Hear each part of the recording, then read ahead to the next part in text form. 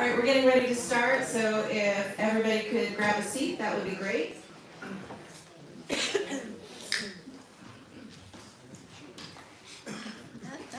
right, thank you for joining us here tonight. If you don't know me, and I'm sure many of you don't, my name is Kathy Celestri Loper. I am the co-owner of the Gabber newspaper, and she's great. That is not my mom, believe it or not. We are happy to welcome you to our annual Gulfport Candidate Forum, and we want to thank everybody who's here tonight in the audience, and most of all, we definitely want to thank the 6 candidates who have been willing to run and put their name out there. Sometimes, I don't know if anybody's aware of this, but sometimes elections can get a little weird. So we're excited to help everybody make a thoughtful and informed decision when it comes to the ballots. Before we go any further, I want to point out that the League of Women Voters is here. If for some reason you are not registered to vote, please, please, please do so tonight. They have forms, they have QR codes. Also, if you want a mail-in ballot, you need to make sure that is still what you're going to get. And there's a form out there as well. Do not assume because you were able to vote by mail in the last election, you can vote by mail this time. That is not how it's working right now. I want to introduce, first of all, our co-moderator, Barbara Benno, and I are going to be co-moderating this. Barbara Benno is a former Ward 2 council member and a local business owner. She is also on the Gabber newspaper's editorial advisory board. So I don't know how many people remember this, but Barbara and I have not always agreed on everything. And we thought it would be nice to be able to agree on a set of questions. So we looked at what all of our readers submitted, and trust me, we have 5 pages of questions from people who read the Gabber. So if your question does not get asked tonight, please know it is not that we don't like you or your question, it is that we ran out of questions. The way it's going to work tonight, and the candidates have all agreed to these rules. Every candidate is going to get 2 minutes to deliver an opening statement. Each candidate will get 2 minutes to deliver a closing statement. This forum will consist of 10 questions, with each candidate getting 1 minute to answer each question. The first 9 questions are going to all be the same for the candidates. The final question is candidate specific. We wanted to really talk to the candidates and give them a chance to express a little bit more of their individual values and beliefs about what makes them a valuable addition to the City Council. Now, the moderators may ask for clarification of any answer if we do not understand it or is not clear. If we do that, the candidate will get 30 seconds to respond and clarify what they said. We are going to attempt to fact check real time, but I am hopeful that will not be an issue tonight. If any of these candidates, for any reason, calls out another candidate by name or by inference, the moderators will choose to give the candidate named or inferred 1 minute to respond, and that candidate may use that minute however they wish. And that is the end of it. There is no going back and forth. We have this rule in place to deter people from calling out candidates, calling out each other. We really want everybody to focus on the issues and what matters to voters. We have asked that the candidates not bring any electronics on stage. They have not done that. You will see they do not. And last but not least, we know it is a very emotional time for everybody right now. I know a lot of you are very, very anxious and concerned about getting back into your homes. You're frustrated with the process. I know that there's temptation to react to things people say, but we are asking you, please, please, please be respectful. Please do not heckle anybody. Do not call or jeer from the audience. We do have Officer Sigsby here tonight. Officer Sigsby, do you want to wave at everybody? If this becomes a problem, unfortunately, we will ask Officer Sigsby to escort someone out if they are being disruptive. It is super important that local elections have strong integrity and that people are able to hear what these people have to say. So please, even if you don't agree with one of the candidates, I implore you to just be respectful, and I know you all know how to use Facebook if you have something to say. So please, I know you will, I have no doubt. I want to introduce the candidates. They're going to give their opening statements first. On the right side, on my right side, we have the mayoral candidates. We have Karen Love, we have John Liccioni, and we have Sam Henderson. They are all running for mayor. We have over here the Ward 2 candidates. We have Byron Chalfant, Marlene Shaw, and Christine Brown. I want to remind everybody, you vote for everybody and they represent you no matter where you live. It is an at-large election, so please don't think you only need to worry about the mayoral race because you don't live in Ward 2. You are going to vote for the Ward 2 representative, and these people will represent you all. So we want to just bear that in mind. Please remember, at-large city, at-large representation, give everybody their due consideration. And with that, we have drawn lots so they can give their opening statements. And Barbara, who's going first?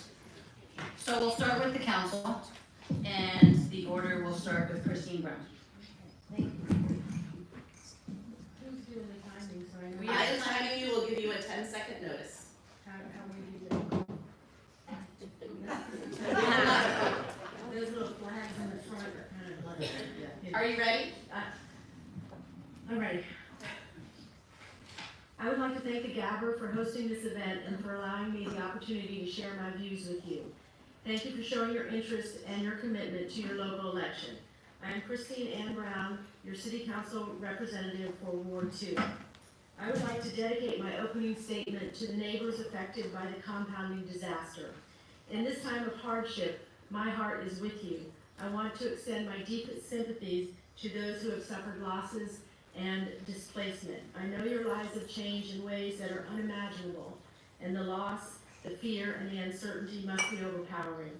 Your pain and challenges are not yours to bear alone.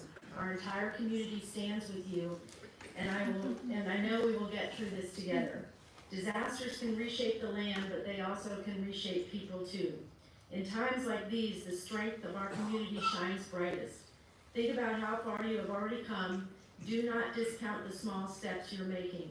Small steps count towards progress too. You're not alone, and remember, it's okay to ask for help. It is because of these storms that we have become better, more resilient, and we have increased our internal fortitude, our grit, and determination. Working together with residents, staff, and council, I believe our path forward is bright. I have hope for the future. My commitment to you is to ensure that your city is supporting you now and in the long term. Guiding residents through the recovery process accurately, quickly, and then through the permit process is our #1 priority. Please believe that it is. I hear your frustration. You must be overwhelmed, and I want you to know that I take your concerns seriously. I welcome the opportunity to listen to your story. I encourage you to reach out, and I will do everything I can to make certain that support reaches you, your questions are honestly answered, and you have a roadmap to show you the way to the other side of this tragedy. All right, thank you. Byron, you're next. Good evening, everybody. I'm Byron Shelton. I'm going to make this short and sweet. Those of you that know me, you know me. Those of you that don't, I'm the owner of Series Gourmet Burgers and Pizza here in Ward 2 on Beach Boulevard. I also live here in Ward 2, but I have tried to work for everybody in the city, and that's what I want to do, and that's why I'm running for City Council. I think it's time that we need change, and we need leadership that's going to be focused on getting things done for everybody. And that's what I want to do for you.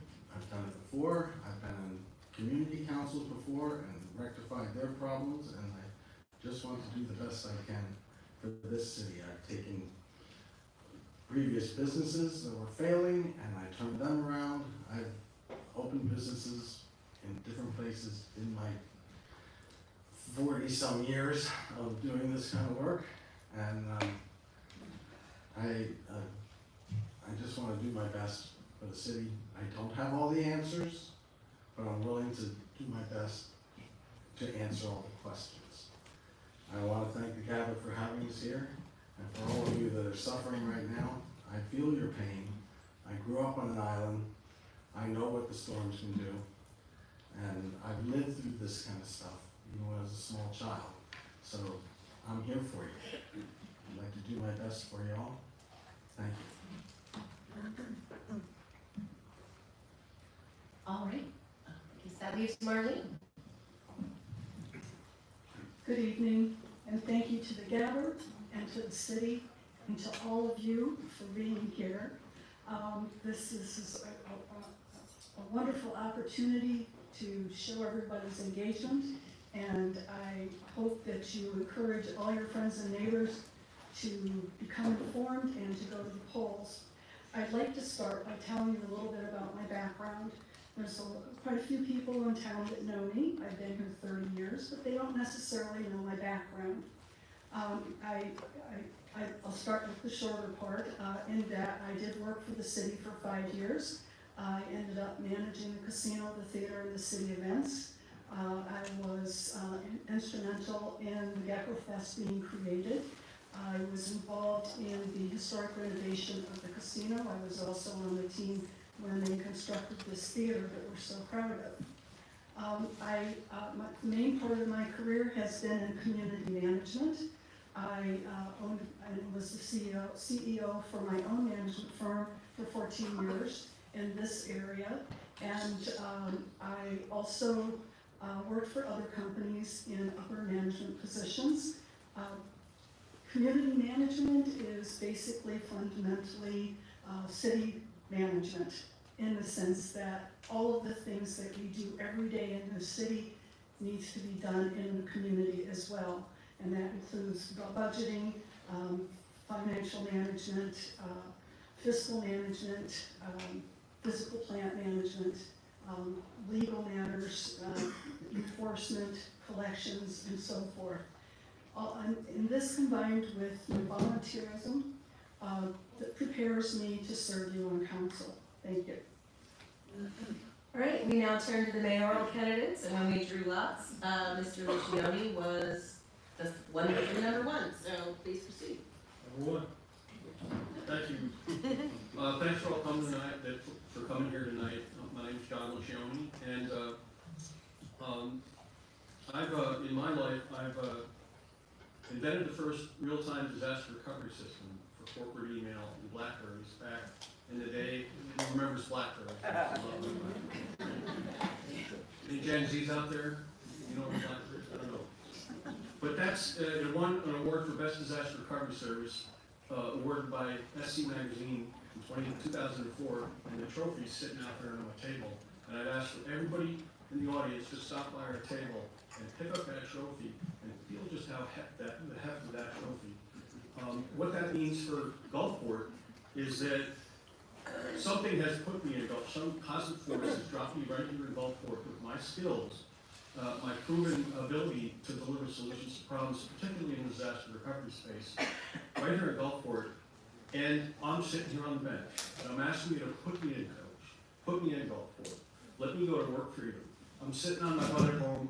I'm semi-retired. I'm living on disability. I want to come off disability. I want to charge out and be your champion. I've had a vision for Gulfport that I carry in my mind's eye. It's a vision of a ribbon-cutting ceremony at the volleyball court. Now, does anybody in the audience know the date we're going to have our ribbon-cutting ceremony at the volleyball court down at the beach? How about the casino? How about the pier?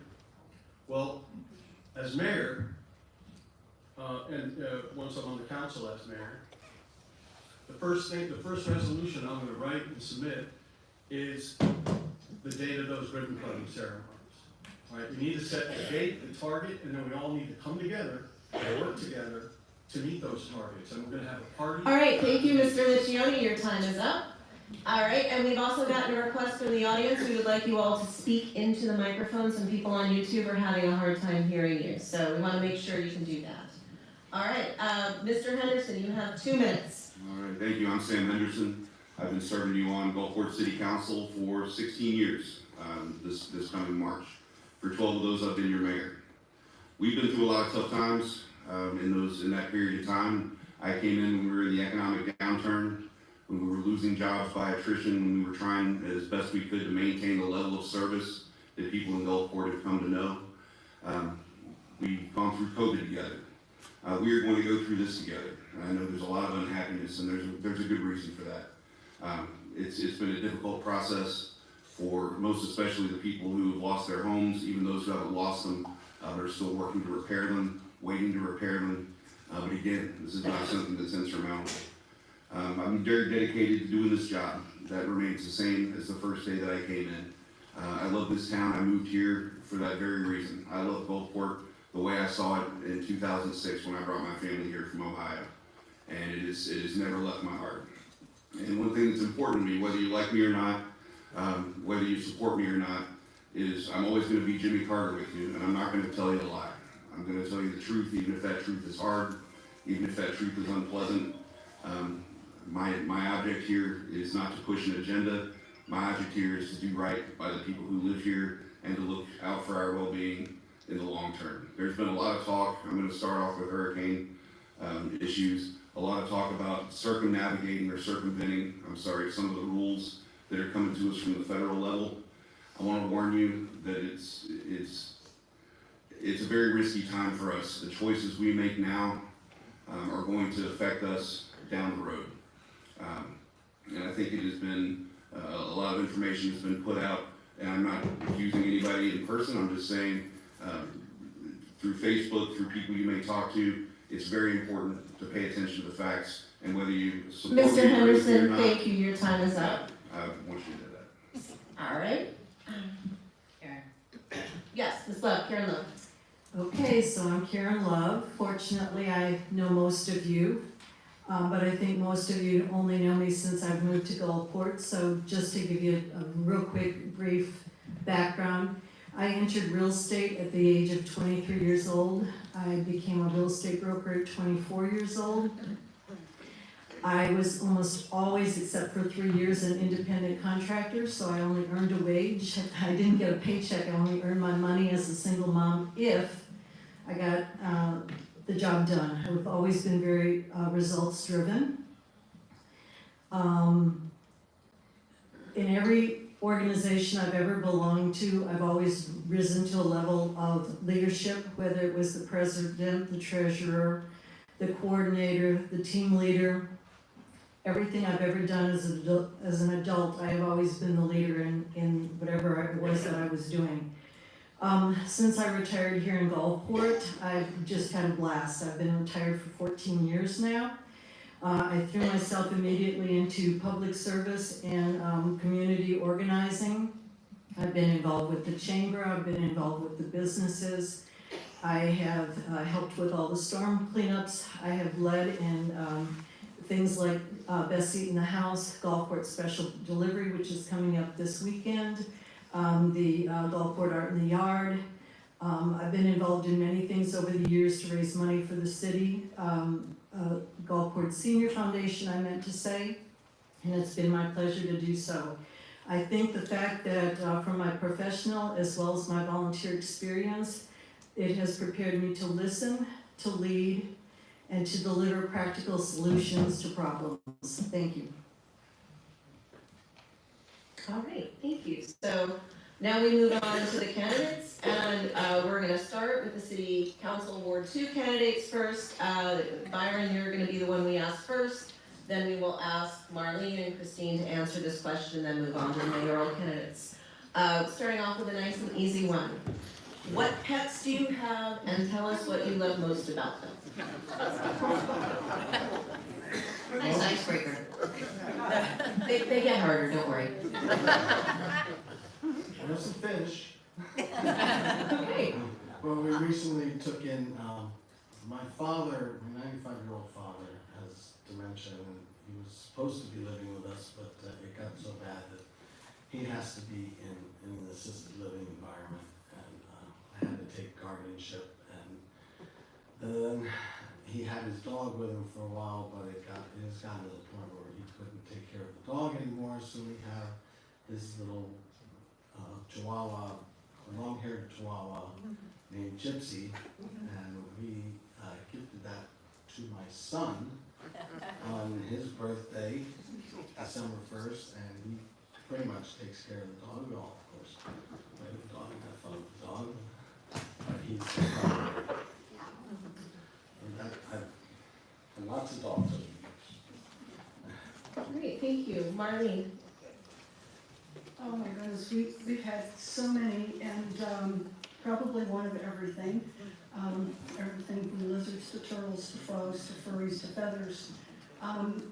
couple years back, we lost our beautiful little Shiba Inu Hanako, and a parakeet, and our little Maximilian, the dwarf bunny, which was almost like a little kitty actually, but now the only two we have left are the brother and sister cats that I adopted actually 16 years ago.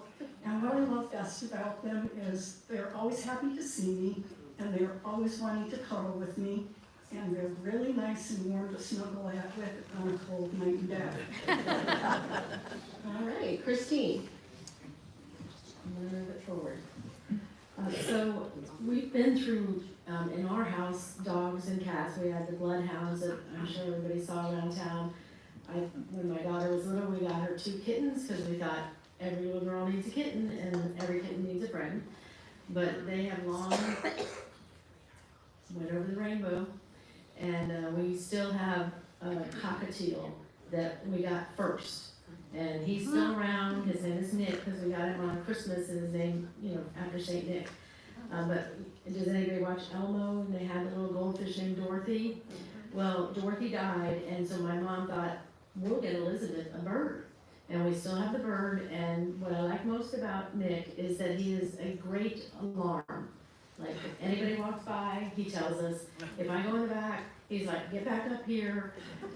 Although he will only let Elizabeth pet him, and he will talk to her, but he doesn't talk to us. Right, thank you. We move on to the mayoral candidates, and Sam, you will go first for this question. Do you need me to repeat it? Nope, all good. I've got 3 dogs. None of them are what I call on-purpose dogs. They're all dogs that showed up and needed a place to live. I've got Charlie Brown, Elsie, and Buddy. They are all very invested in making sure that Gulfport remains a full-service city. It keeps its insurance rating. It gets all the FEMA reimbursements for which it is due. We all have 2 cats. They are also cats that showed up as project cats. They just needed a place to live. They're both ones that from their clipping, they went through the trap, neuter, and release program. And now they found a place where they can get some food, shelter, and water if they need it. One of them is named Callie, and the other one is simply named Nuther because it was just another cat. All right, thank you. Karen, you would be up next. Okay, so since I've lived in Gulfport, I've told many people that I think I'm the only resident in Gulfport that does not have a pet. When I was raising my daughter, we did have cats. When she was about 8 or 9, she was diagnosed with severe asthma. We no longer had cats. But as a teenager, I will tell you that we did have a bunny rabbit that did not live in a cage. It had free roam of the house. And I have to say, I really enjoyed the bunny the most of all of my pets. The bunny's name was Lovebug. Unfortunately, they do like to burrow, so they will go under the bed, burrow out, tear up all the carpet. They'll also burrow into the mattress, so they go in the underside. Besides that, the only other thing it did that was really bad was at that time computer cords were very expensive and it ate a lot of them. All right, I apologize. I do need to ask for clarification. I think I need to ask you to forgive me. I thought you had a dog. If I had known you didn't have animals, I would not have suggested we ask. I apologize. You're probably thinking about my stepdog, Wolfgang's dog, Yes. Joker. I apologize. All right, John. Yeah, we've had dogs, and I love dogs and cats, and used to have a brother or sister Dalmatian called Liberty and Justice. And Libby was the run of the litter, and we called her, my kids called her a potato on toothpicks. She was that body shape. And then Justice was a fierce defender. He was a really great guard dog. I don't have any dogs now, but I do have a cat named Rigatoni. He named himself, and I was intending to put him up for pet mayor. Wouldn't that be kind of cute? But I got my vote went in. My submittal went in a day late. It went in on Sunday. I missed the cutoff. So perhaps if Ms. Loper modifies the online page to allow write-in pet mayor candidates, we write in Rigatoni. And so he named himself. I didn't know what to name him. I got him as a kitten, and I caught him eating my rigatoni. All right, thank you, And Mr. that was his Lucioni. name. And I just want to clarify, I am not on the board of the Gulfport Arts and Heritage any longer and have nothing to do with that voting. So you want to speak to Amanda Haygood, she is there, and Berkeley Grimble is the president. You can take it up with them, but I am far removed from that. Barbara's gonna ask the next question. I'm taking a plug, vote for Dexter. Okay, my time's worth something here. Supposed to be nonpartisan. I am towards these wonderful candidates. Question number 2, we're gonna start with the mayors. Karen will be up first. The question is, how do you feel about the way the city manager is running the city? I told you they got harder. Well, I would say that I think the city manager has a huge job, and I feel like he has the weight of the world on his shoulders.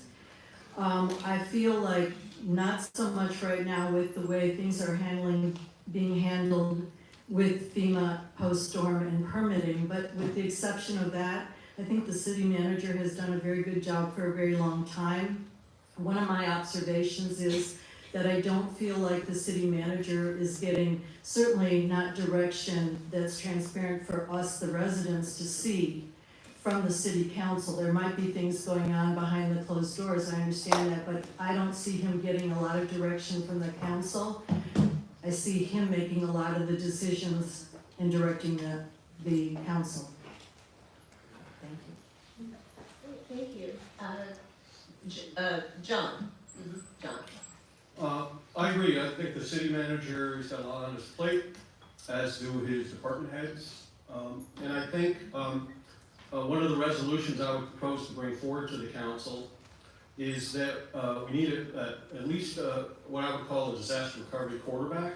Somebody who, because he's got so much on his plate, we need somebody that can integrate all the elements of just basically a disaster recovery workforce that addresses all the needs in all the places that we have needs, because he's still got to manage the rest of the city as well as the recovery effort. So I think he needs some help, and so I would bring forward a resolution. I call it a DR quarterback. We could call it an assistant city manager or what have you, and that would be my recommendation and the type of resolution I would bring.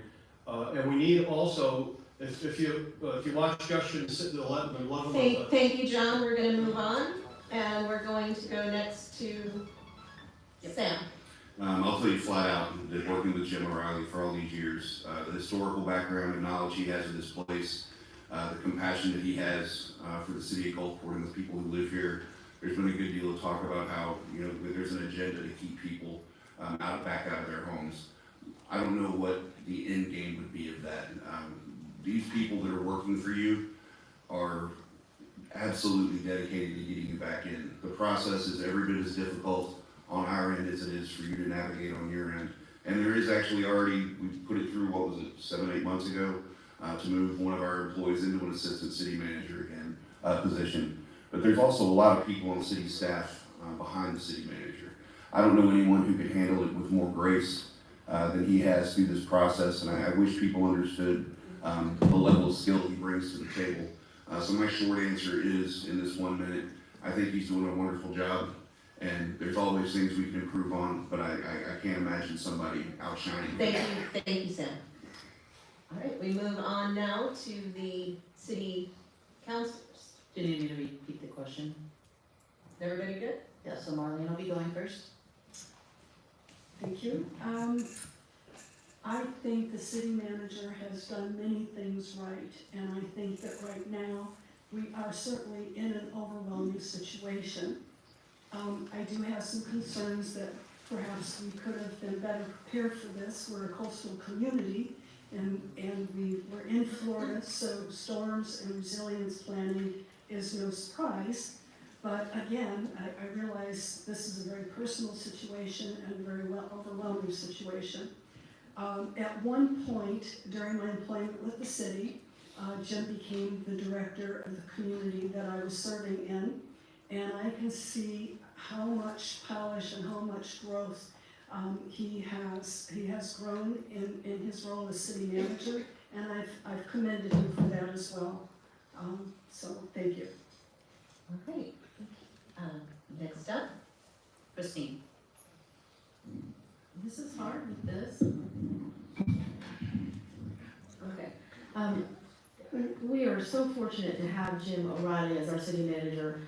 I don't think there's many cities in the country who have a born and raised, gentleman who is now the city manager. And he knows everybody, he knows what used to be there, he knows everything about all the places, and he's extremely knowledgeable, and he does a great job. And I want to also note that he monitors our fiscal environment and financial forecast to bring a budget to the council that is conservative and balances the public needs with the available resources of the city.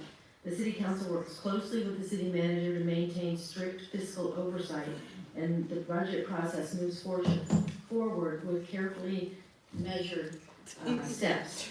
So I'm fully behind him, and there's a lot of people that really like him if you've ever sat and talked to him. Thank you, Christine. Time's up. All right. Byron. I have personally met with Mr. O'Reilly a few times over the years when I've had difficulties that I need to go to the city to take care of. Most recently was doing the addition on the back of my house that was supposed to be for my father to move in. And we had quite a time with that, and he helped me with the building department. We're going through a lot right now. I don't know exactly where the problem is, but I would like to get in there and be able to be part of the solution. So where the solution lies, I can't see from the outside, but given the chance, as a straightforward businessman, I will find the problem and I will fix the problem. All right, thank you. This brings us to question 3. We're going to start with Gulfport City Council. Christine, you will answer first. Gulfport was once a sundown town. This continues to hang over the community's heads, and with that in mind, put yourself in a black person's place and tell everyone what actions you would make that would make you feel, well, what actions you would make as council that would make you as a black person feel welcome in this city. Can we have a second, please?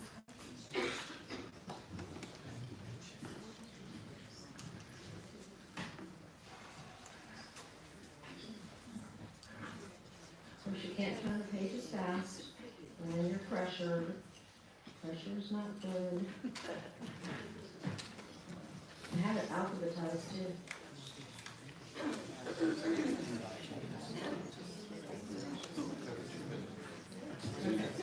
All right. Will you repeat the questions?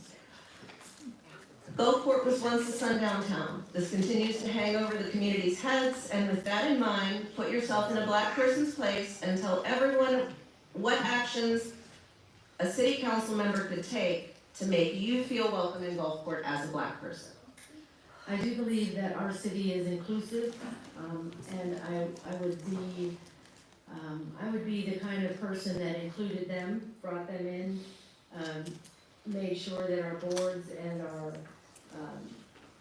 workers and everybody, it was all a mix of inclusiveness. I mean, we have a wide variety of races and religions and backgrounds and abilities and in our city now. And I think that if we would just open our hearts and open our minds and include people in everything, that would be the greatest thing. And we have an HRO too in Gulfport, the first to do so, so residents can feel like they don't have any backlashes going on, and it's a cool place to be, and our residents are even cool. Thank you, Christine. Byron.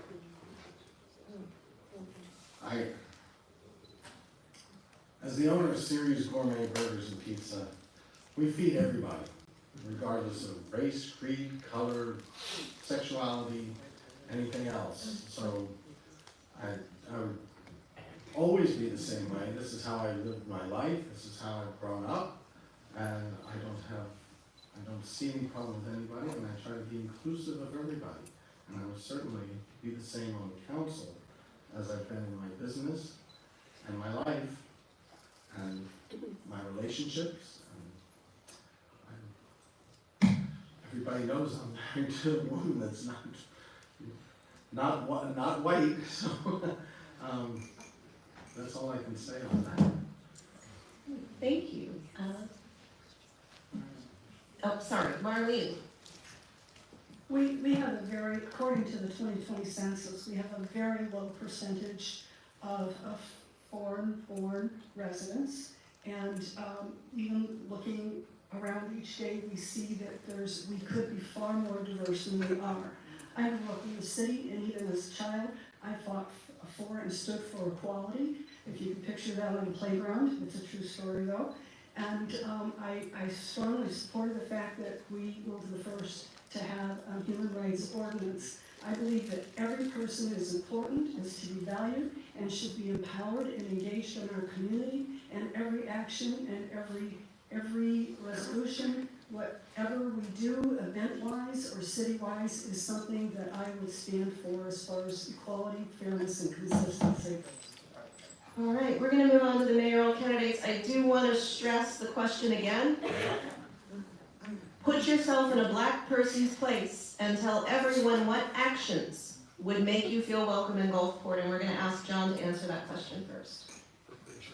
I believe in the Constitution as far as, in this case, we all have a right to equal protection under the law and equal opportunity. And we need to start doing better outreach. I want everybody, if I'm mayor and if I'm presiding over these council meetings, I'm going to be outreaching to our African American community and inviting them and making them feel welcome in the community and to come and let's hear their voices too. We don't need a mayor that barks at the citizens like a junkyard dog when they come and express their sorrow and pain and suffering. The job of the mayor is to take in all that input, all that emotion, and consume it and eat it and cram it down and turn it into an action plan to address those needs. I've been to the last couple of city councils, and that's how I feel about that. All right, thank you. Sam, we're gonna give you 1 minute to respond to that. Oh, is that directed at me? What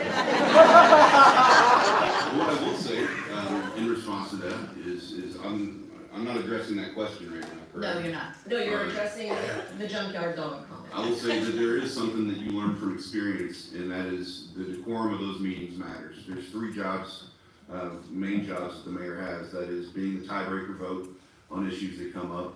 It is chairing those meetings, and for those of you who have been there, you know they can get out of hand. And that's not fair to the public who comes to participate, to have booing and cheering and things like that. Everybody gets their chance to be heard. So that's always going to be. So if I come across brash at some point, that's because we needed to maintain order, because nothing happens if we don't maintain that decorum. So if someone wants to refer to that as barking like a junkyard dog, this job takes backbone, and it also takes compassion. And I try to balance the 2 of those as best I can. Thank you, Sam. Now, we would like you to answer. Is that it? Yeah. Sorry, we would like you to answer the question. Do you need me to restate it? Please. All right.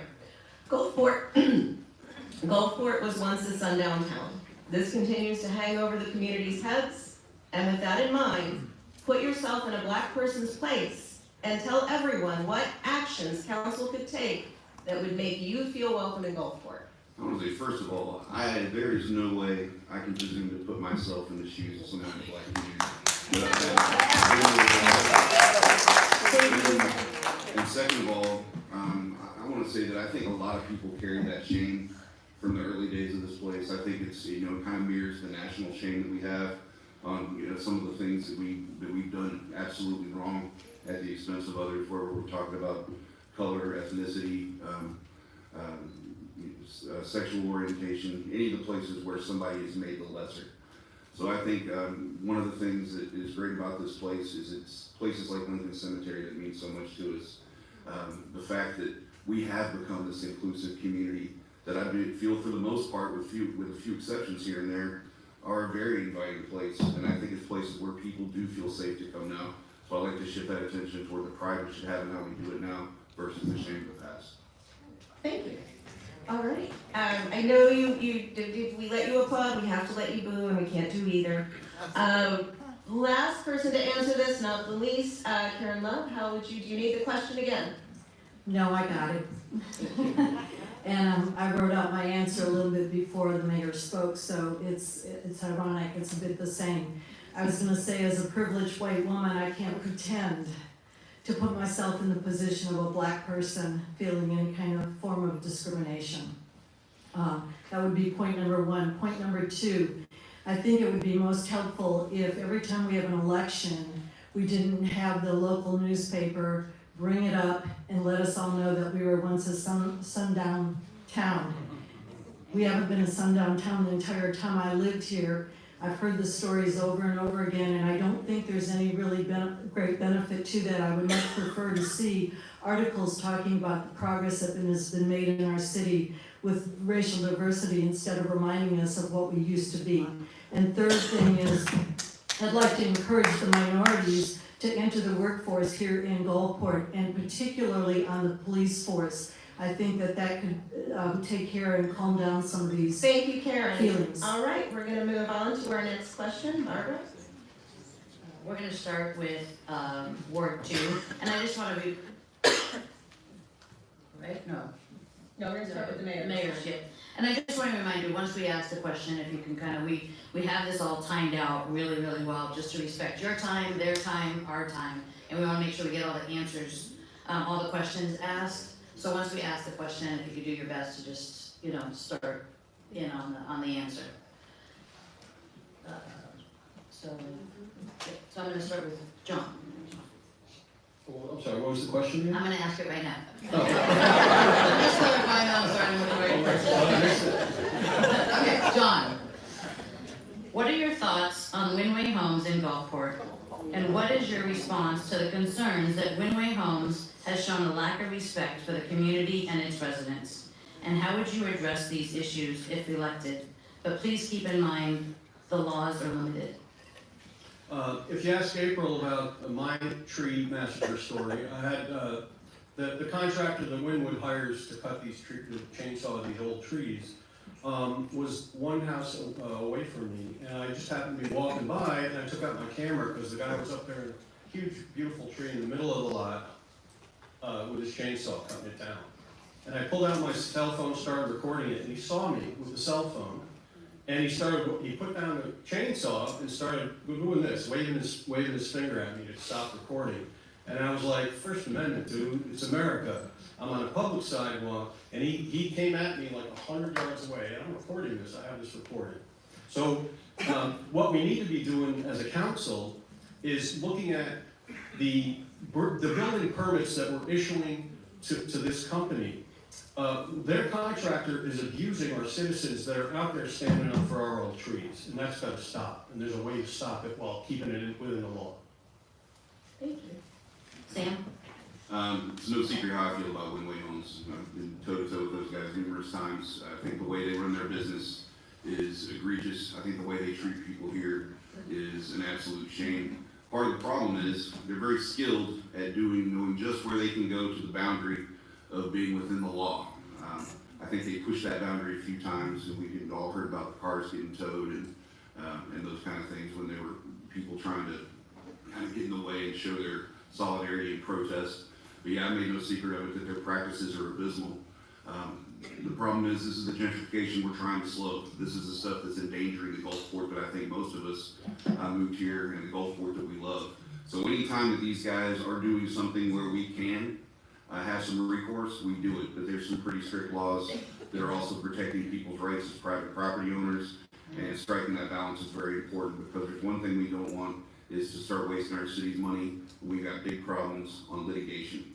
So we have to be very careful how we do this, but it's no secret that I'm very opposed to the way that they do business in Gulfport. Thank you. Karen Love. Yeah, would you read it one more time?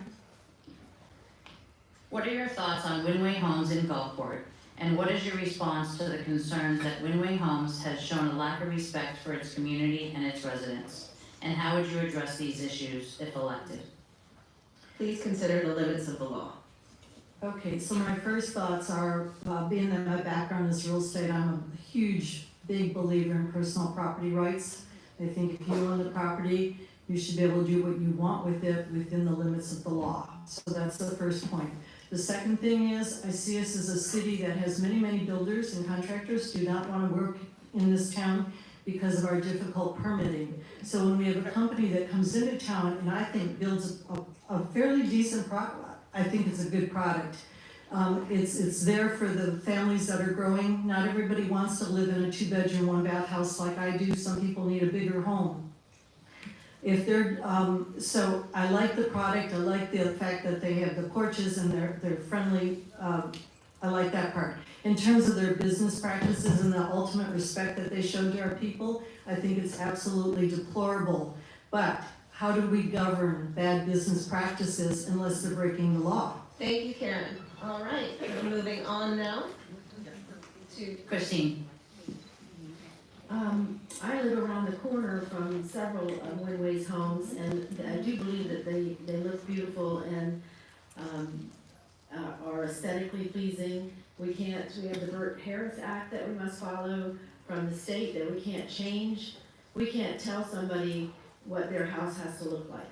And unfortunately, with the storms that we've experienced, there will be houses that are going to be raised, and our landscape is going to be different.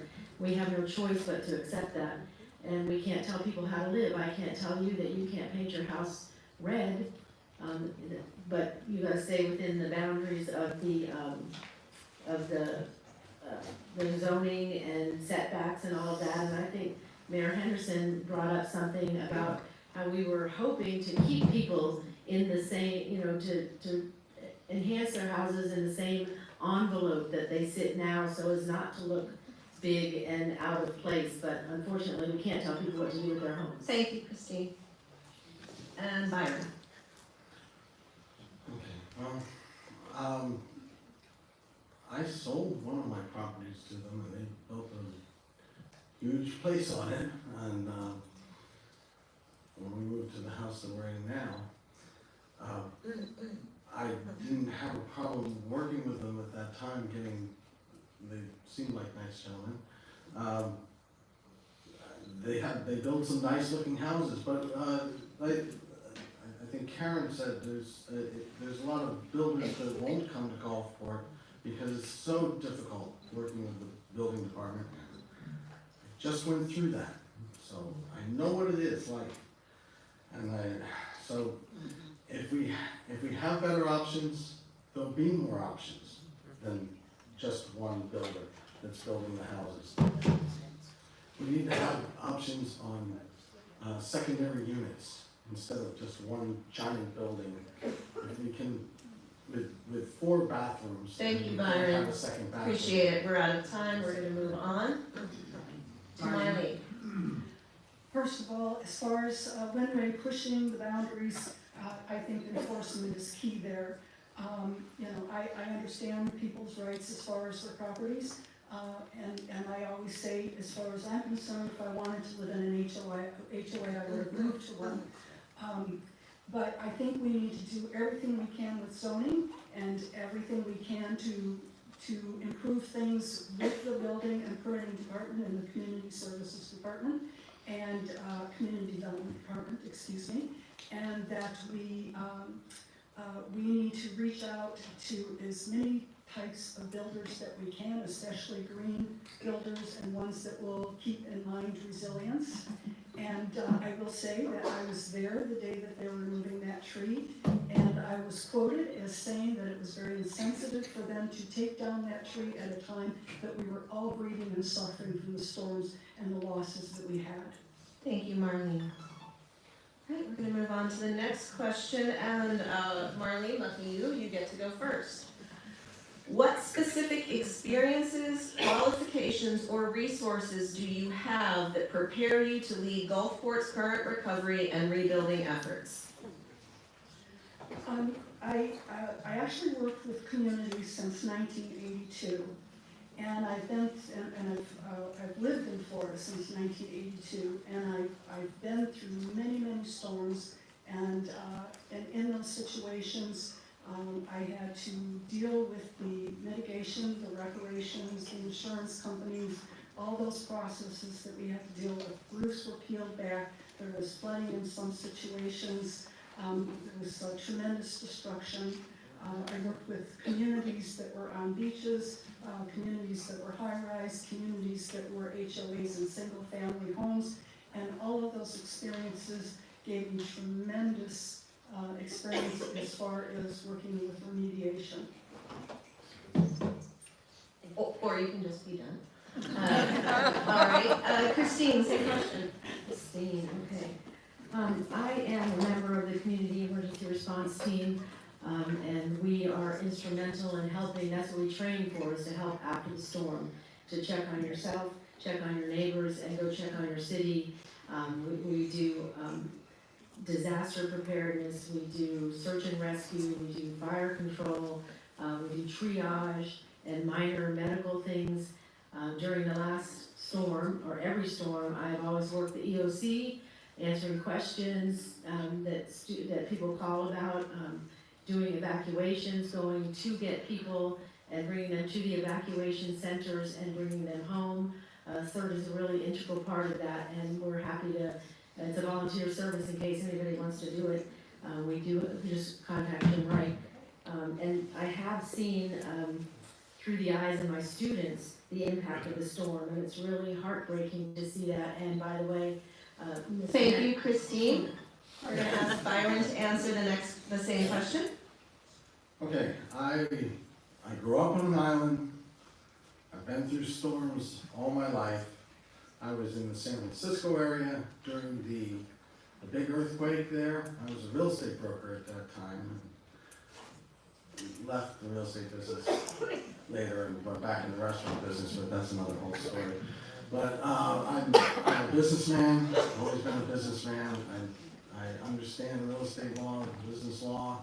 I've been involved in taking care of things after storms, in Hawaii, in California, back in New Jersey. And we're here now, and we're dealing with storms again, and there's always gonna be more storms. We need to prepare for the next storm. We all need to work together, and I know how to work together, and I know how to get things done, because that's what I do. Thank you, Byron. I do have a follow-up question for that. You've now said that you grew up on an island twice. What island was it? I grew up in Long Beach Island, New Jersey. I was actually born in Wilkes-Barre, Pennsylvania, but I moved as a small child to Long Beach Island, New Jersey. Thank you very much. All right, and we did get out of order with the mayoral candidates. We apologize, so we're gonna start this time with Karen. Do you need us to reread the question? Yes, please. What specific experiences, qualifications, or resources do you have that prepare you to lead Gulfport's current recovery and rebuilding efforts? Okay. So I will tell you that I have never in my lifetime lived through 3 hurricanes and a pop-up flood in a 2.5 month period of time. I have never lived on an island. I've never lived through any kind of storms other than tornadoes in my past. So I don't have any experience in how to deal with all the big issues that we're dealing with today. However, that being said, one of my superpowers is being able to eat an elephant one piece at a time. By that I mean, I'm very good at taking the big problem and breaking it down into small bite-sized pieces and putting different people in charge of different areas of it. We all figure out little parts of it, and then we come back and we brainstorm. That's what I'd like to see going on at city council meetings. That's not. And as a group, we figure it out, we take in our resident input, we listen to all of our council members, we figure out the practical solutions. Thank you. Thank you. All right. So, John, Yes, as I said before, I've got experience in disaster recovery, not just responding to a disaster, but inventing a system, a disaster recovery management system, patenting it, bringing it to market, selling it, operating it to companies like Forbes and the IMF, McGraw-Hill. And I've been a high-tech executive. I've turned around failing tech companies. I've turned around underperforming departments. This methodology that I've used in business, we've got underperforming departments here, or departments that are performing well, but they're all stretched to the limit. And so we need to make sure that they match the right level of staff to the demand, the workload demand that we have. And obviously, we have this huge spike in demand for permitting staff, and we just brought on some contract staff. So there's, I think, help coming for that. Thank you. And then, Sam. Like I said, nothing is better than the experience I've had being here, all the prep that we've done for storms that have come through in the past. My background is in environmental remediation and demolition, which had a lot of ties to the construction industry. Health and safety is a big part of my former jobs before I started doing this. I've already mentioned a few times that I was a contractor for FEMA, post-Irma over in the Sanford and Mount Dora areas. I saw a lot of the things that are wrong with that process as being one of the people on the ground. But nothing has prepared me for this stuff the way working with our city staff, working with other leaders in Pinellas County, in emergency operations, and sharing information and thoughts on these things with our higher up elected officials when these things come around. But nothing prepares you to get out of a storm scot-free when we get what we got. And it requires patience that I'm afraid sometimes we don't have. But I'm telling you that taking a bite of that elephant one piece at a time, that is what is happening right now. And unfortunately, the problem is, it is an elephant. Thank you, Mayor Henderson. All right, Barbara. Yeah, so I believe we're gonna go ahead and start with the mayor questions. And the first one will go to, oh, sorry, John. Would you consider amending the town charter to introduce term limits for council positions? If so, what term limits seem most appropriate to you? And a follow-up, how many terms do you plan to serve as mayor or council? Well, I got 1 minute, right? Yes. I don't need a minute. On this one, I would call for three term limits, for council members. And I would, agree to, commit to step down after that, or where I elected. Thank you. Sam? To me, I think if we had a huge call for that, certainly consider it, and I apologize for not knowing off the top of my head if that's one that can be done, changed by council vote, or if it's one that has to be done by referendum, because some parts of the charter have to be changed by referendum. But I haven't heard huge demand for that. I really consider the election to be the term limit. And to be honest with you, I never would have intended to be sitting here right now. But the truth is, you get invested in what you do. You get invested in seeing the city moving forward. And that's why it's been such a bite for all of us to see where we're at now with all the good things we've been able to do in the last decade or so. And I want to get us back to that place. Again, it's going to be a slow road. So, I think it's up to you when somebody's done. But if we had a public outcry to move in that direction, I would certainly, I'd certainly be willing to hear that out and go in that direction. But honestly, like I said, I'm here because I'm invested, because I care, and it's up to you who sits up here. Thank you. Karen? Yeah, that's a real simple one for me too. I would definitely like to see term limits. I think that the city council can get very stagnant. They can get used to working together and they read each other's mind and don't even have to have conversation prior to votes. I would like to see all of that change, so I would be all in favor of term limits to 2 terms per candidate. Oh, thank you. Okay, so we're gonna start with Ward 2, and Christine, you'll be first. Thank you. I do agree with Sam that you are our term limit rulers. You are the ones that tell us whether or not we've been up here long enough. And we're, the 5 of us up there, now there's only 4, collegiate body. We have 5 different people with 5 different backgrounds and 5 different life experiences, and we all work together to make Gulfport a great place. And on the other side, if we did have term limits, what would happen if nobody, and there has been, Paul Ray served and never got challenged. So what would happen if nobody challenged him?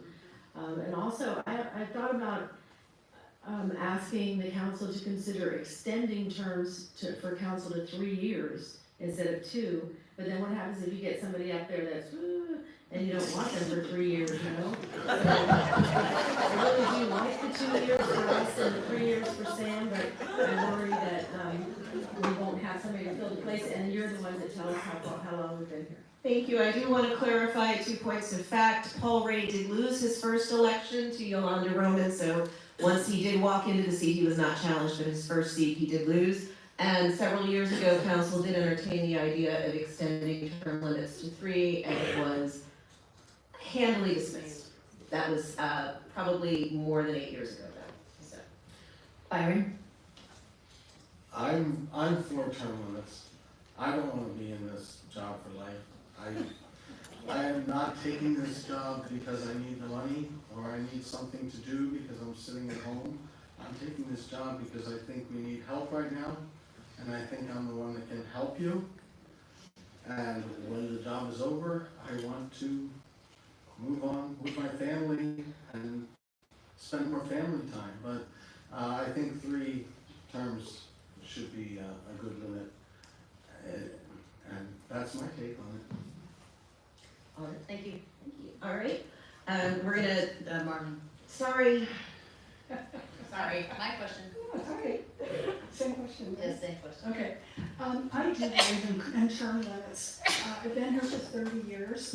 I've seen the elections, I've seen the processes, I've seen the behaviors of long-term incumbents, and I also have seen a lot of elections by acclamation, which I happen to abhor because there's no dialogue in those cases. And I think that a lot of times people are a little afraid of change, and they're a little afraid of, or they're comfortable with what's familiar.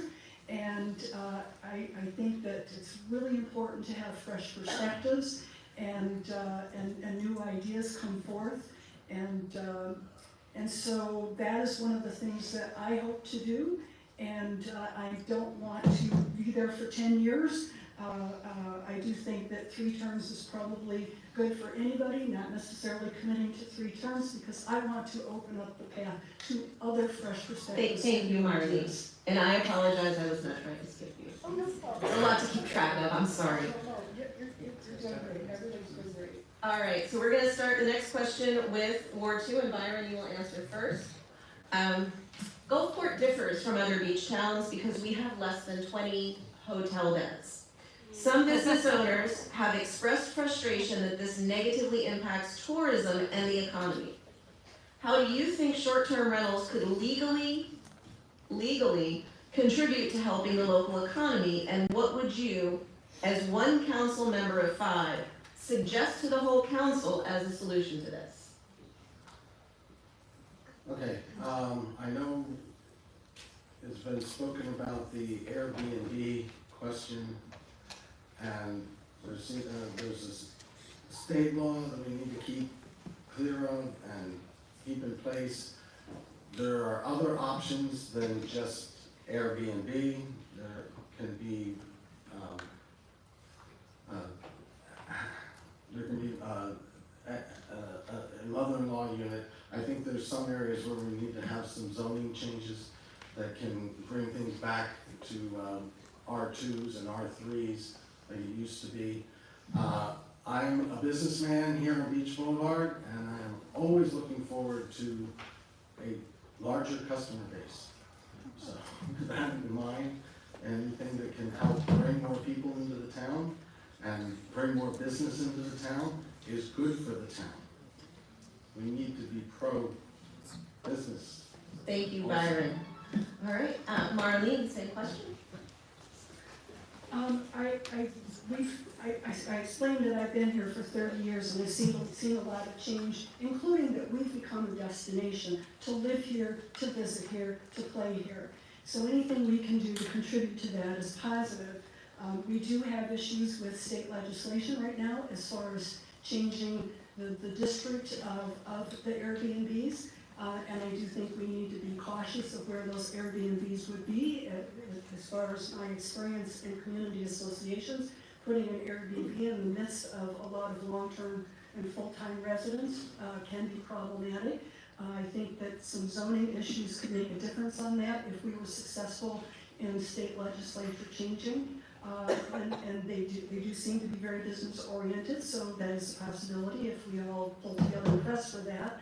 I think that especially homes where they have the Airbnbs where the owner lives there is a real positive. Thank you, Marlene. Christine. We do allow vacation rentals in certain sections of our city, and the rest of the city can have vacation rentals on a limited basis. When I was on the Florida League of Cities legislative Legislative Action Committee, and it was the Urban Administration Committee, and the top priority was always vacation rentals, because, there was people on there from Holmes Beach, and their town was devastated by vacation rentals. They lost all of their neighborhoods to little mini hotels on every street, and it crushed their city. And we're grandfathered in, we do have an ordinance, we're grandfathered in. If we change a period or anything, like Marlene said, we're regulated by the state. We will lose our ordinances, and then Airbnbs can be on every street and take away our single-family neighborhood. I don't wanna change the way our city looks, our unique identity with vacation rentals everywhere. So I'm not in favor of changing it, and I don't know what I Thank would you, do. Christine. We're gonna move on and have the mayoral candidates answer this. And once again, what would you, as one council member of 5, suggest to the whole council as a solution? And we're gonna start with Sam. I've been saying this for years as well. I would not make one single change to the ordinance that we have, because we lose all ability to govern and enforce anything to do with short-term rentals if we change that ordinance. We are lucky to have had that in place in time, because they made it retroactive when this was passed, that you already had to have something on the books prior to the law being passed about not being able to regulate short-term rentals. We are very lucky to have this. This is one reason we've been able to hold on to our single-family homes and our neighborhoods. Very much in favor of people being able to do this in the parts of our city where it's allowed. And I agree, it's a wonderful alternative to having hotels, because I don't think anyone's looking to have a hotel in their backyard right now.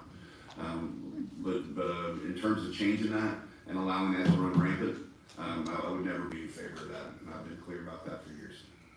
Thank you. Karen?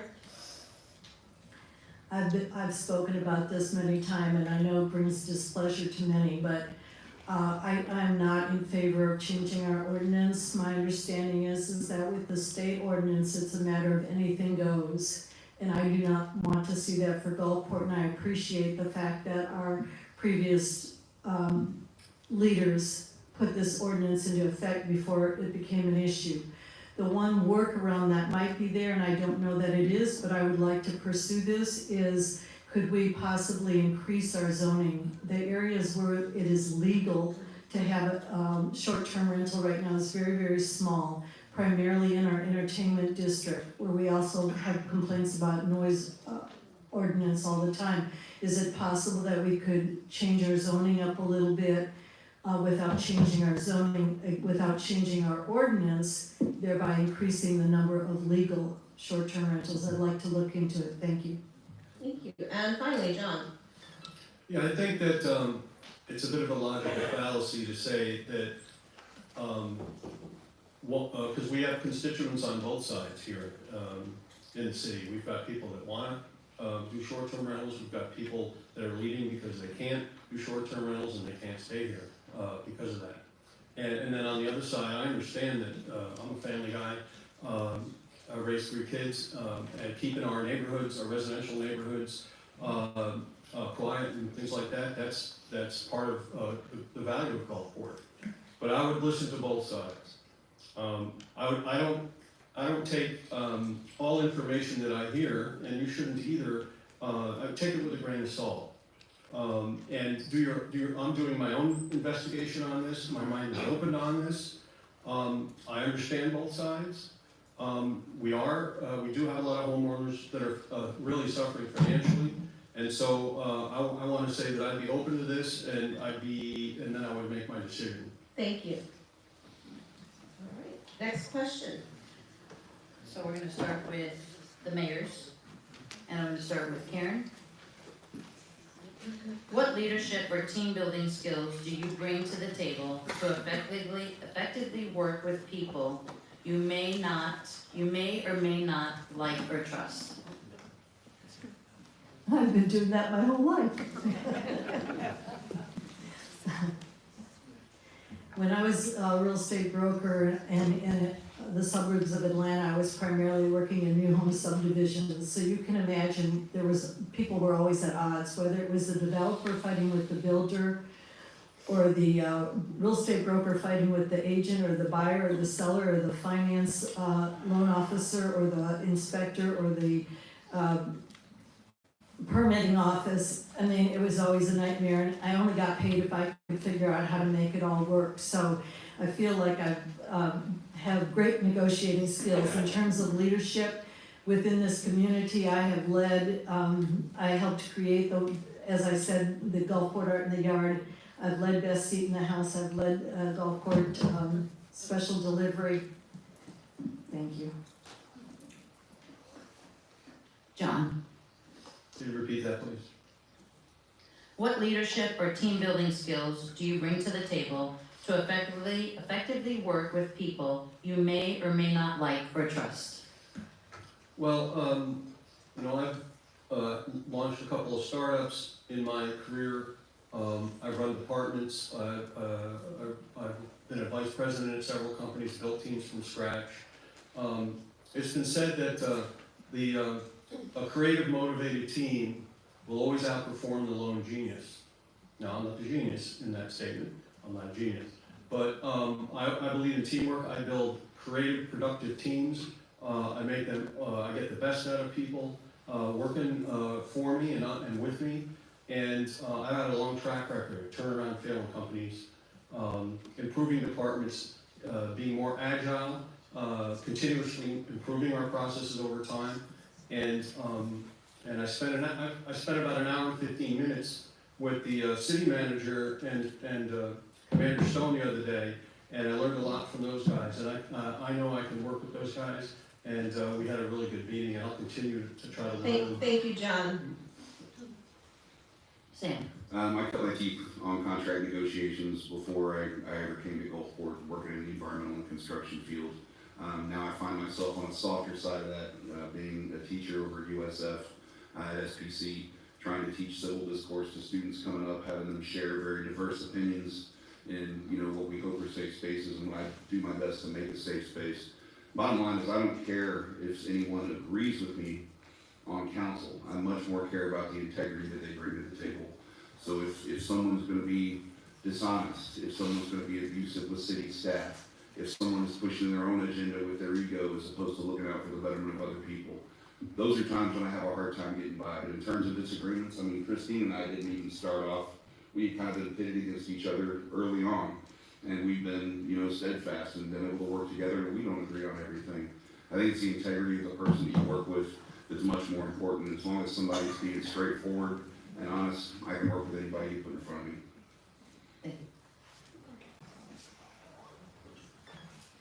so I'll read the question again. We're gonna start with Marlene. What leadership or team building skills do you bring to the table to effectively work with people you may or may not like or trust? In my career, I worked with literally hundreds of boards, committees, maintenance staff, administrative staff, etc. And in all of those situations, I've been very collaborative, I've been very respectful, and I've always looked for the strengths in those individuals to bring us together and work together to come to common ground and determine the best solutions to go forward. Thank you. Christine, Ready? As a school teacher, 33 years in the classroom, in a year and a half in middle school, which was much rather than high school. I love my children and I love my job, and my legacy is all the children that are out there that I still see. I have their children in my classroom now, some of them, and imagine sitting in a room with 35 teenagers and making it work. It's not easy. It wasn't easy at the beginning, but I've learned over the years that they just want to be loved. They just want to be listened to. Some of them are coming from privilege, some of them are coming for breakfast because they don't have food at home. It's a complete array of everything you could imagine, and they are beautiful, lovely children, and trying to teach them algebra, which they hate, is, that's a skill in itself. And to be able to get them to walk away and say, you're the best math teacher I've ever had, and I hear that, and it just warms my heart. Thank you, Christine. Thank you. Byron, I'm in the restaurant business. I deal with it all. So I'll tell you straight, and I talk to people straight and tell them how it is. And good, the bad, and the ugly. That's what I do, so that's what I always continue to do, talk straight. Try to be friends with everybody. You don't want to be my friend, that's fine. I don't care. We're still gonna get done what's best for Gulfport. That's what I'm here about. What's best for Gulfport, for everybody. Everybody needs to be treated the same in this town, and that's it. Thank you. Okay, this is the last of the question that everybody's gonna answer. After this, we will ask each candidate an individualized question. For this one, we are going to start with Christine. If you couldn't vote for yourself in this race, which of your challengers would get your vote?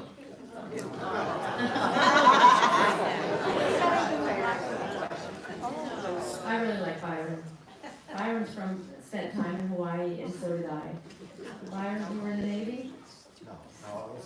You weren't? Well, I don't remember what we talked about the last election, but Byron and I have some backgrounds that are the same, and I would choose him, not for any other reason except for that.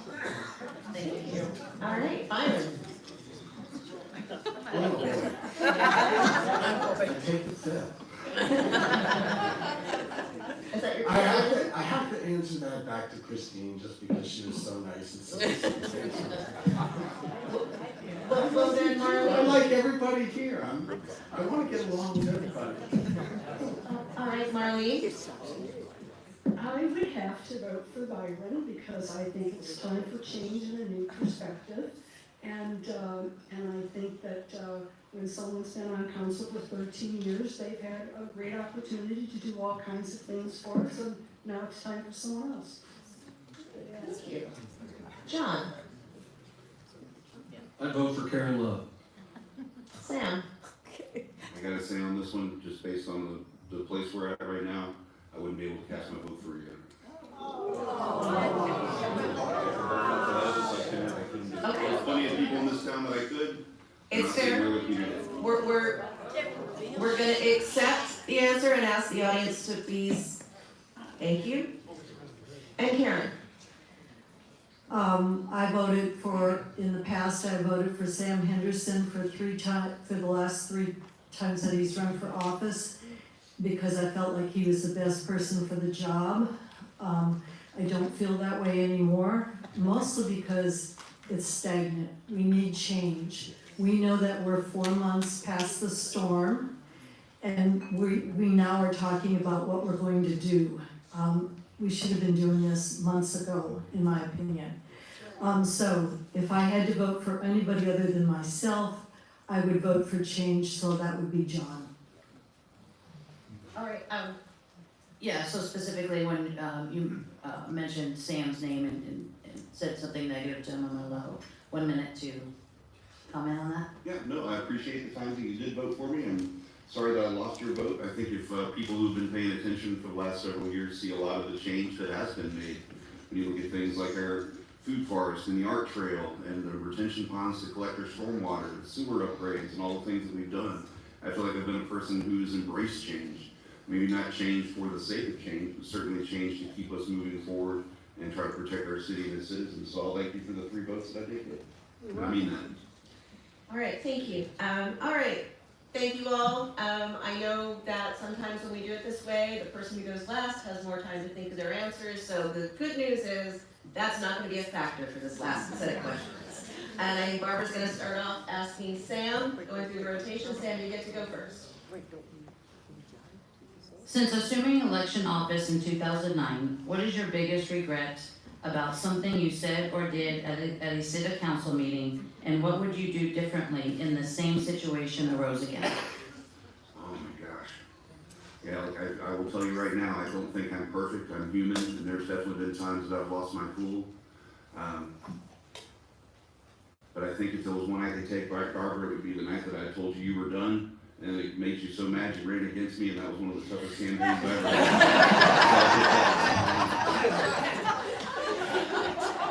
Thank you.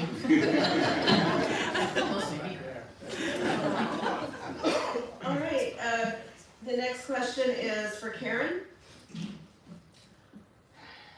According to city records, you have sent more than 5,000 emails to city staff since 2012. While many of those emails praise city staff, several of them and comments you've made at City Hall do make it clear where you stand on national politics, such as advocating for gun control and asking the city not to lower the U.S. flag for Rush Limbaugh, as our governor ordered. So our question is, how do you intend to keep your national politics off the dais, and what do you say to reassure voters in Gulfport who may feel disenfranchised and left behind by your political views? Kathy, all I can think is that you have me confused with somebody. I have never done any of those things that you just stated. So you said I sent 5,000 emails to who? City staff. Not true. There's not one bit of truth. If I've ever sent emails to the city staff, I have probably 15 times in 12 years. I have sent an email to every council member with the same question. I have never sent anything about, it's just simply not true. I mean, I don't know what else to say. I'm in a state of shock. Unless there's another Karen Love in the town, never happened. I'd like to see proof, and I'd like a retraction of that in your newspaper, because there's not one iota of truth in what you just said. All right, well, I'm going to take a moment. We had pulled a public records request for your emails, and city staff returned to us 3 separate PDFs because they wouldn't fit into one of the emails that you have sent. And in one of those emails, you did ask the city staff to not lower the flag. I'm not saying... Absolutely not true. Not one bit of truth. I want to see these emails. I don't know if somebody else is playing games with me, but this has never, ever, ever, ever happened. We will be happy to post these. If anybody else would like to see them, you can email us at Kathy, CATHY@thegabber.com. We do have them. Point of order. I appreciate that. This isn't about you. Please, can we move on? Mr. Liccioni, when you own a newspaper, you can make that call.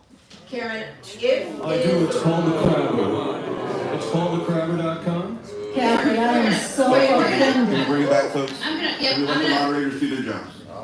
So, Karen, I will send you the emails. I want to just say, the point was not to say you sent too many emails. I hope you don't misunderstand the question. Can we please move on? But what we Please are... move on. Mr. Liccioni, if you cannot control yourself, we will get the police officer to do it for you. Karen, let's rephrase the question. I don't want you to think that we are trying to attack you. The point is, your national politics are not a secret, and that is okay. What we're asking you is, how do you, I mean, you had a bumper sticker, I can't vote for anybody who won't support gun control. You gave it to me. I'm not saying I disagree with you. That is true, but I didn't send it as an email. No, that's not what I'm saying. What I'm asking you is the way you feel, which is not that different than how I feel. Not that that matters. Okay?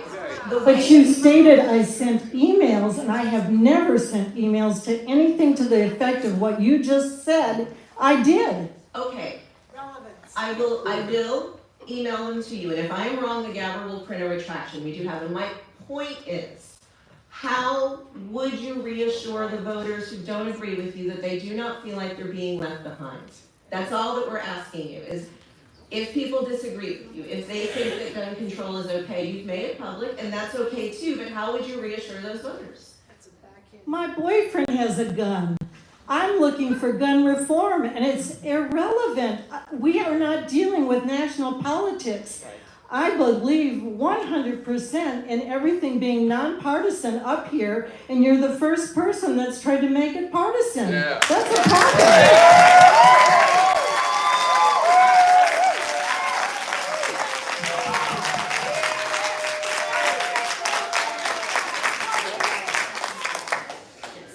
My question is for John next. According to your website, you moved to Gulfport in 2023. You're the newest Gulfportian on the stage tonight.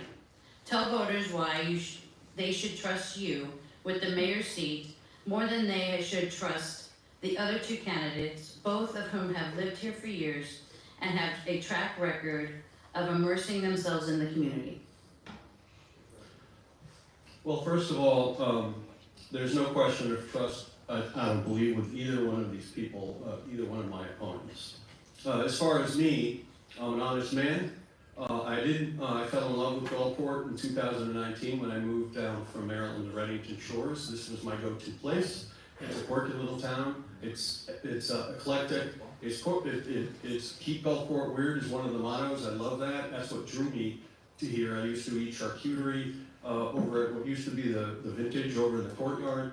I love Gulfport. I'm committed to improving Gulfport. I'm committed to protecting you, and I'm committed to giving you all what you need to respond to this company called Tidal Basin that's messing with us down here with these storm damage assessments that are inaccurate. So you can trust me to be a champion for you. Thank you. Byron, the next question is for you. Besides owning a small business in Gulfport, how else have you contributed to the community? I don't contribute for my own glory. The people that I've helped in this town know that I've helped them, and God knows that I helped them, and that's where I'm going to keep it. All right, back to me, Marlene, for you. You touched on this earlier, so at one time you worked for the city of Gulfport. The city of Gulfport, specifically the current city manager, eliminated your position, and it was a somewhat public event when it happened. That would be difficult for anyone, but based on that, what can residents, voters, and taxpayers expect your relationship to be with city staff? Actually, it was Tom Robile, the city manager at that time, that wanted that position eliminated from the budget. So if I might state that clearly. And at the time, there was quite a bit of public outcry over that, as I understand, at City Hall, via emails and letters and phone calls. I was interviewed by various publications, as you know yourself. And throughout it all, I accepted it with grace, and Jim O'Reilly even said to me that he really admired the grace that I accepted it with. And I said, Jim, this is my community. Why would I ever want to do anything to cause any divisiveness? I love it here. It's my home, it's my family, and it remains that way to this day. Thank you, Marlene. Appreciate your candor. Final question is for Christine. Some people say that you are a yes man. Tell us specifically at least 3 times you went to bat for a resident or business when it went against what the rest of council or city staff thought should happen. I wanted to put somebody on the zoning, was it the zoning, planning and zoning board? And that was my first meeting too, because we all get to appoint somebody, and I was really excited about it. And the whole council voted against me because I don't know why, but it doesn't matter. Can you say the question again? I'm sorry, so sorry. No problem. Some people say you are a yes man. Tell us specifically at least 3 times you went to bat for a resident or business when it went against what the rest of council or city staff thought should happen. Well, I do have some ideas that I would like to put forward that have not gone anywhere because staff is against them, and so is, I would assume, the council, I don't know. For instance, the sand dunes at Clam Bayou. I have my own vision about what to do about that, and I'm doing research on it, but I'm the only one, and I'm still in my head and my heart have an idea for that, and it's not gone anywhere, and that's only 2. And I help residents all the time. I'm on the phone. I went to a gentleman's house the other day to help him with storm stuff. So I do meet with residents. I talk to residents all the time, and I answer emails. Thank you. Thank you. Before we go into our closing remarks, I just want to address something. I'm up here just to be able to be fair and balanced. So we all are, right? I mean, and this is a tough position. And so, Karen, I don't think that we meant for it to get necessarily heated. Fraudulent. Can I please speak? I'm trying to be truthful and honest here. I've sat up there, and it's really important when you sit up there to be able to make sure it is nonpartisan. And sometimes that's very, very difficult. And so there was no, honest and truthfully, you know, I can sit up here and I can tell you that we didn't mean for it to get out of hand. We didn't mean for there to be ill will. And Kathy will go back and fact check and we'll follow up with you. But I don't want people to leave disheartened because of that last situation. So I think we're gonna start with the closing comments in the order that we had chosen. Thank you guys for all being up here and answering those questions. I've sat up here and I know how difficult it is. I've put myself out there, I know how hard it is to be up there and to be answering these tough questions and to put yourself out there in the community every day. So I don't want us to leave totally disheartened, but to take away from here with some decisions, and they'll be campaigning for the next couple of months as well. So I just wanted to, I felt like I really needed to say that, so we left in a little bit better terms. And we'll follow up with Karen and make everything public, okay?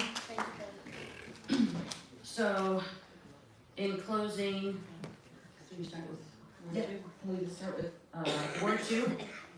Or, Yes. Yeah, Ward 2, and we're gonna start with Byron. Oh, there's something. I thought I was second. Okay. No. If you Well, were, You let somebody else, you let somebody else You go were- first. no, you were second in your opening. Oh, So your okay. name's numbers game. Okay. Anyway. Let me just go through it again. You know me. You don't know me. You've learned about me today. I'm going to have a meet and greet at Series Gourmet Burgers and Pizza next Wednesday. Everybody on YouTube, come on down, meet me, have a slice of pizza, and get to know me better. And I'm here to help you, the citizens of Gulfport. Everybody the same. Treat everybody the same. There's no R's, there's no D's, we all have G's behind our name. And that's the way it should be. And that's what I want to do for everybody. Thank you. Marlene? Thank you. As I said, I've been a part of our community for 30 years. I am one of you, and I've already proclaimed your love, and you're my family. I shared some of my background and skills that will bring the change we need to council. These and my operating style well prepare me to serve you on council. It's important to me that you know I don't just talk the talk, I walk the walk. I will listen to your concerns and ideas, and just so you know, I have a huge symbol on a cabinet in my very room that is a symbol of Chinese to listen, and it's the components are ears, eyes, heart, and undivided attention, and that's how I always try to listen. And too often we hear we shouldn't or can't work for solutions, and that is exactly what we need, especially now. We clearly need a fresh perspective and approach, especially during such challenging times. A vote for me is a vote for a council that listens, collaborates, and works for everyone. And I'd like to add that another thing that I strive for is to be genuinely helpful, build great relationships, aim high, do what's right, own it, and improve it. Thank you for your time. Christine? Okay, I'm gonna go fast, okay? Just, I want to go on the record as saying 1 minute is not enough. It's 2 minutes. Oh, 2 minutes, it's still not enough. All right. Okay, ready? Okay, mathematically speaking, the common denominator is in our community is that we all love Gulfport. Thank you again for being here, for listening, and for loving Gulfport the way I do. If you ask anyone about Gulfport, their first word is community. We are a full-service, all-encompassing community for a lifetime. We are people of all ages, races, nationality, identities, and variety of life's experiences living in harmony. We embrace each other's differences and cherish our togetherness. That is what drives me to serve you. I've lived here for 37 years. I'm your neighbor. Volunteering has fed my soul through the experience I have shown you my commitment to this community. I started off as a volunteer firefighter, then a Girl Scout leader, then the museum, various boards and committees onto CERT, and then the Lions Club 37 years later. I believe that volunteer service comes with wisdom. Can I say that again? I believe that with volunteer service comes wisdom, inspiration, and a unique appreciation for all of Gulfport. I'm proud to be part of the fabric of our community. As your council member, my goal has always been to respectfully upgrade, responsibly improve, and thoughtfully move us forward without ever losing that Gulfport feeling that we all love. For the benefit of all, it is important to maintain a high quality of life. Parks, playgrounds, potholes, property values, preservation, and people are the priorities for our council. Gulfport, the gateway to the Gulf, is 115 years old, 12,000 people strong, 2.8 square miles, 4 wards, but only 1 community.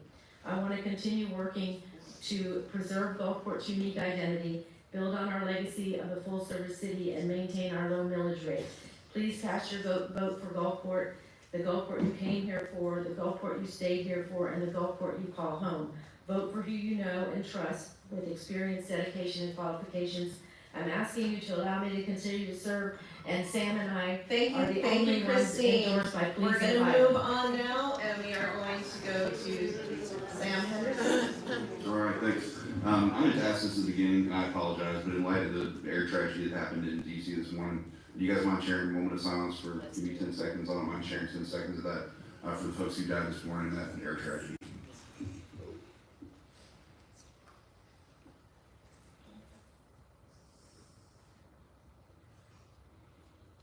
All right, I don't want to sell myself to you beyond what I've already shared with you tonight, but there's some things that I want you to think about. Regardless of whether you're a fan of mine or not, I think the people of Gulfport are smart enough and savvy enough to understand that we've got some tough choices ahead of us. I think I need people to understand the importance of having our autonomy as a city, the level of accountability that we have when our departments are in-house, when we have our own fire, police, sanitation. These things give us a seat at the table with other cities. We're kind of a rarity in that way. And just as you saw post-storm, we were able to start cleaning up immediately because we weren't scrambling for the same resources. Likewise, things have gotten out of hand with the discussion. I've been sticking up for city staff because a lot of the problems that have happened are things that they're trying to solve, not problems that they cause. And again, I would like to make sure that folks know that. I know we're the easiest one to throw rocks at as a city, but we are absolutely trying to solve these problems. But I think there's been a dangerous oversimplification of our ways out of this problem.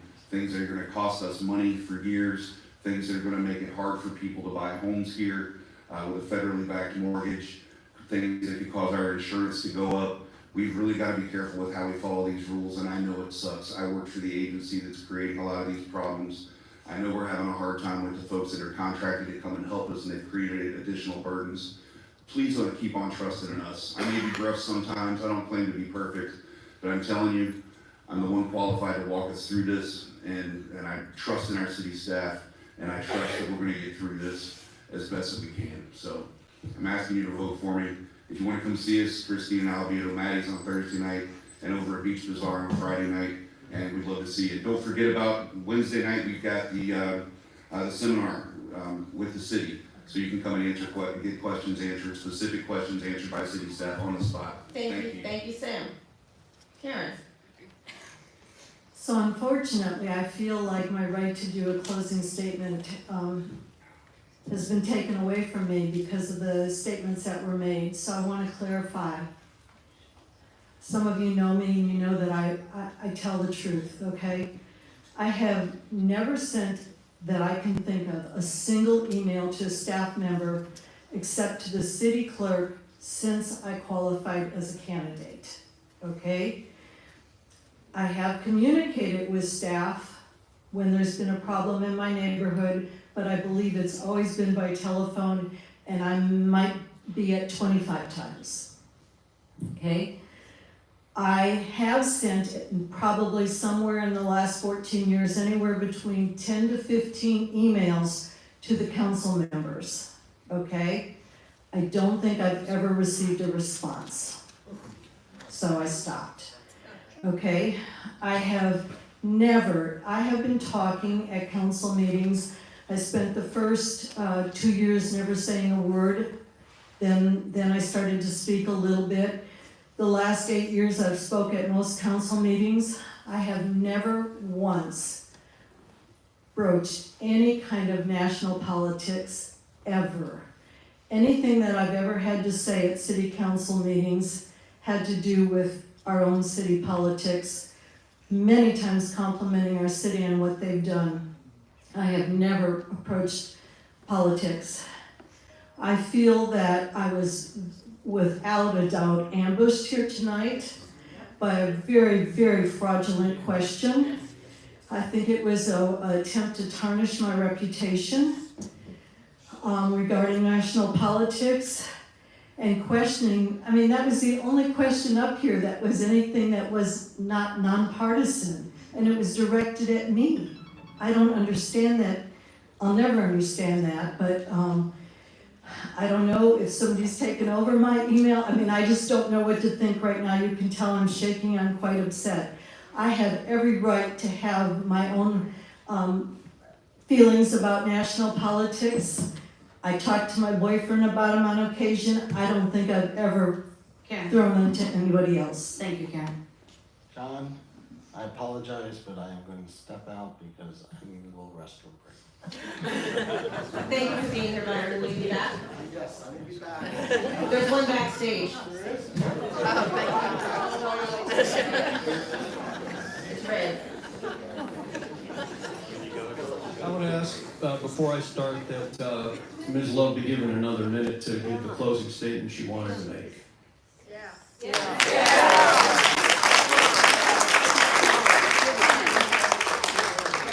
Karen, are you good going on to your closing statement?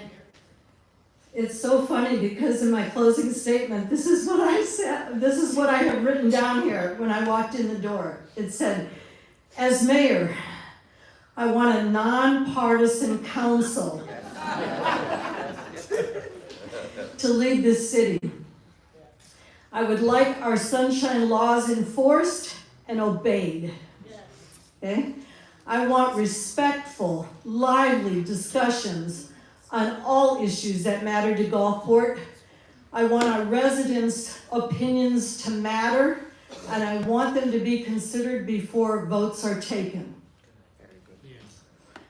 I am very proud that we have a new generation of community advocates here in Gulfport, and I'm so thrilled and pleased to see them coming up and offering so much to our city for free.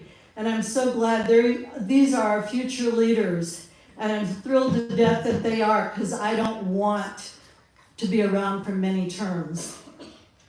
And to close, I just say that if you're comfortable with my frank, open, honest communication, please vote for me.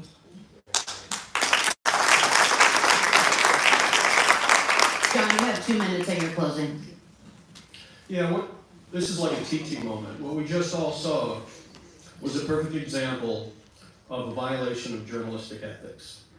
Right now, I always loved reading the Gabber, but they did that to me when I was the same sort of thing when I was running for Congress. They disappeared me in the July 12th article on my congressional campaign. There were 5 Democrats in the race. I was the 5th. They claimed there were only 4. They literally disappeared me and deprived you of knowledge that a Gulfport guy who was running for Congress, the only one in the race. So I feel for Karen, all right? If the moderator wanted to do an investigative journalism piece on this, she could have published it in the Gabber, and she could have called Ms. Love and asked for comment, right? Instead, she pulled an ambush on her, and I just, enough about that. 1 minute. Our financial control, somebody said up on the stage that we're doing a great job controlling our finances. I couldn't disagree more. How many of you have ever gotten a suspicious activity alert or a fraud alert from your bank on your credit card? Is there anybody that hasn't gotten one? Why don't we have an internal control system in finances that catches that so the clerk the next morning at 9:30 is on the phone with the council member saying, hey, what's this $250 charged at 11 o'clock last night at the Drunken Taco? Is this a mistake? So That's the way, that's fiscal responsibility. And so just covering the councilman municipality isn't enough. You gotta go deep down into why it happened, what happened, and what is the city manager gonna do to fix it? And what can the council and what can the mayor do to force that kind of re-engineering of something that's obviously been exploited? Thank you.